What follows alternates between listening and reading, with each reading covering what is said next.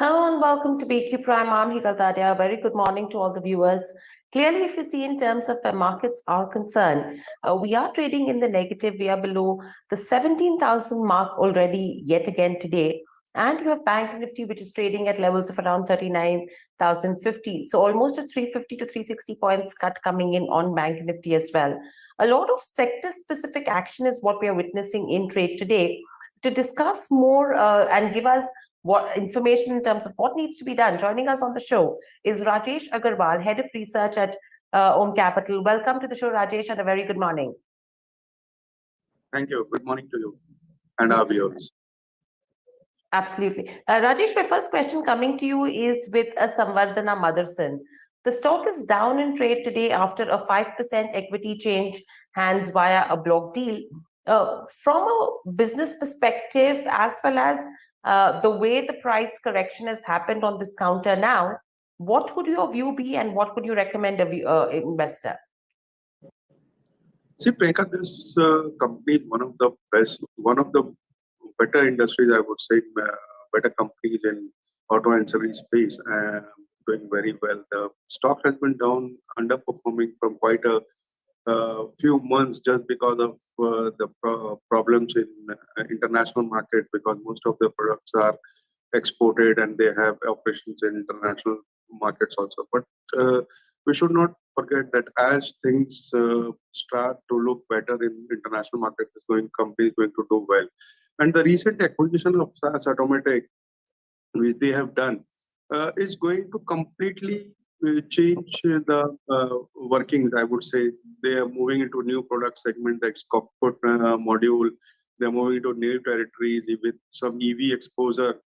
Yes, the net debt is going to go up from 8,400 crore rupees, which was there is an FY22. But going forward with the kind of cash generation, I think debts are going to go down and the company is going to do well. It's good opportunity to accumulate, provided somebody has got a time horizon of 12 to 18 months.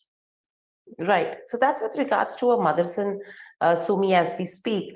Moving on, you have a DLF also that is in focus in today's session. In fact, an up move is what we've seen on this counter in today's session. And clearly, it's mainly on the back of the sales that they've confirmed for the Gurugram project. What do you make of this pre-sales data that is coming in from DLF? And what's your view on real estate as a whole? See, if I talk of real estate as a whole, I've always maintained that it's not a sector which is meant for retail investors as such because of its inherent problems of inventory, corporate governance, higher interest rates, and all those things. But as far as DLF is concerned, the pre-sales numbers have been quite good. It can translate into like 25 billion into sales that was translated into Q3. And Q4 is going to be much higher, I would say. Operating margins last quarter was around 32%, and they have deleveraged their balance sheet. One can have a exposure for a maybe 20% up move from here in the next 6 months. But again, I would again reiterate that it's not for retail investors. Right. So not for retail investors is your view coming in for real estate as a space. Moving from there on, you have crude, which has actually inched lower sharply, on the back of which you have OMCs as well as paint companies that are in focus. Let's talk about OMCs first. If you see in terms of HPCL, BPCL as well, a smart up move is what we've seen in today's day of trade.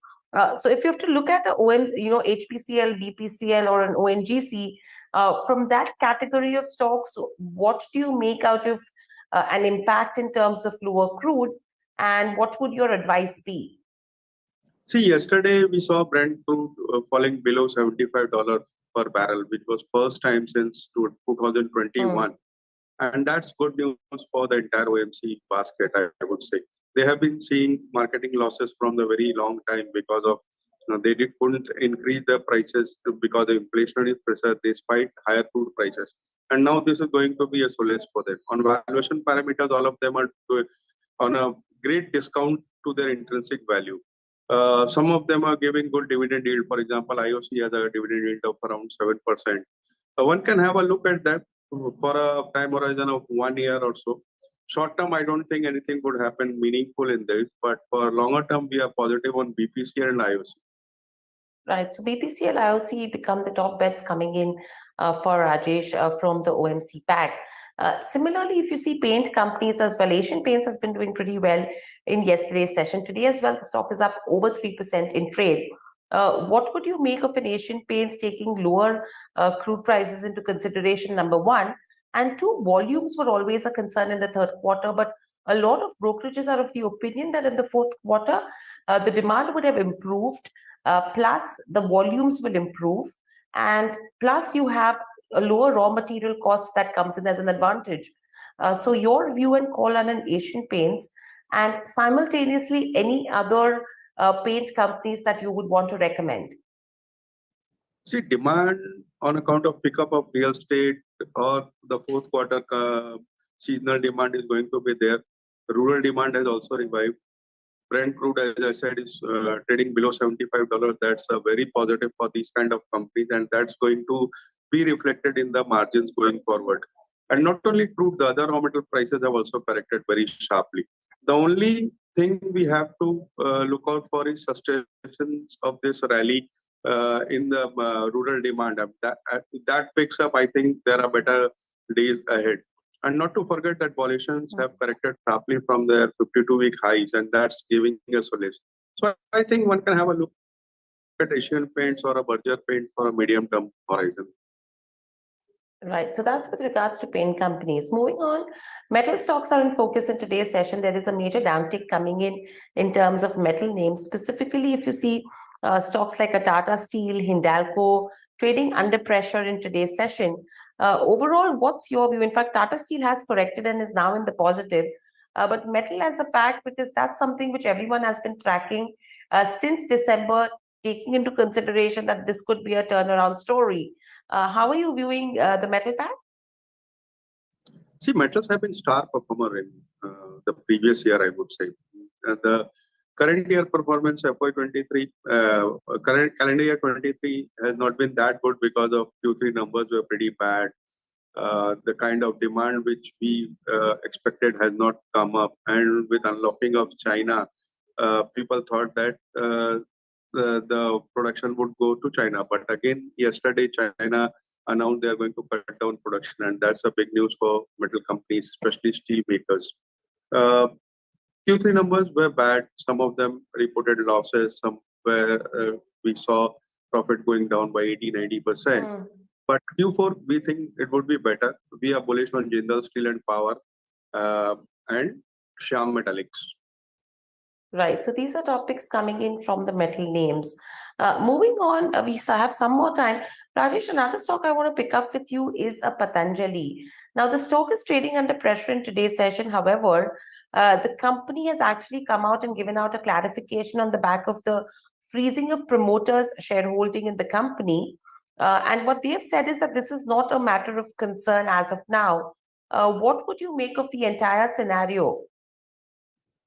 See, if I talk of only this shareholding pattern scenario, I don't think that's going to hamper it in any way on the functioning of the company. The promoter shareholding had been freezed because they have not complied with the shareholding pattern norms of SEBI. That's a different matter. But as far as functioning of the company is concerned, that's going to be as smooth as before. But yes, the valuations are too rich to take any position in that. I would say avoid at this point of time. Okay, so you would not say that it's an avoid at this point in time, right? See, I'm saying I'm telling avoid this stock at this point of time. Avoid because at the this valuations are quite rich. Got it. Right. Apart from that, overall, if you've seen from a discretionary spend perspective and FMCG as a category, a lot of anticipation is that probably there is an expectation that discretionary spends could get hurt from here on. If that happens, how are you seeing FMCG? Because the valuations are also pretty rich. Yes, you can say that the valuations are rich in some of the companies, but some of the companies are still quoting at a discount. For example, ITC, it's still at a discount to other FMCG players, despite the fact that it has given more than 100% return in the recent past. So we are still bullish on ITC. We have been recommending from 180, 170 odd levels, and at this 380, 390 odd levels also we are bullish because of their product profile, the deleveraged balance sheet, debt free, I would say. Dividend yield is still good. And not only FMCG, their hotels business is also doing very well. I think ITC is one of the top picks in our client recommendations, I would say. Right. So that becomes with regards to an ITC. Apart from that, Rajesh, how are you seeing a Reliance Industries? Because the stock is not doing much. It's hit a fresh 52-week low in yesterday's session as well. Do you think these could be good levels to look at a Reliance Industries, or do you see further downside from here on? See, further downside can always be there because of market conditions. But as far as the company is concerned, we are very bullish on that. We have a target of 3,000 plus in the next 2 years. We should not forget that this is a company which is housing, apart from their OMC business, this is housing the Reliance Retail and Reliance Jio. Both companies are doing very well, while other companies, retail companies, are having 800 stores, and this is a company which is adding 800 stores per quarter. That's the kind of difference. The numbers have been pretty good, not only in retail but Jio also. OMC is doing well. We think it's just a matter of time when Reliance picks up. Right. And Rajesh, from a market perspective, any other topics that you have that you would want to recommend? We are bullish on defense and railway as such because of the kind of allocation that has been made in the budget. We are bullish on BFSI space because when we are talking of 10 trillion economy, that cannot happen without the help of BFSI. And in BFSI also, we are very bullish on the PSU side because the valuations are very attractive. On the large cap space, we can recommend SBI. Or in the mid cap or smaller cap, I would say Bank of Maharashtra is doing very well. The numbers have been pretty good in the last quarter. Right. So these are a few names that Rajesh is recommending as well, from a longer term perspective. Thank you, Rajesh, so much for joining us on the show and giving our viewers those insights with individual stocks and sectors that we've discussed as well. Thank you. Stay safe and speak to you soon again. Thank you.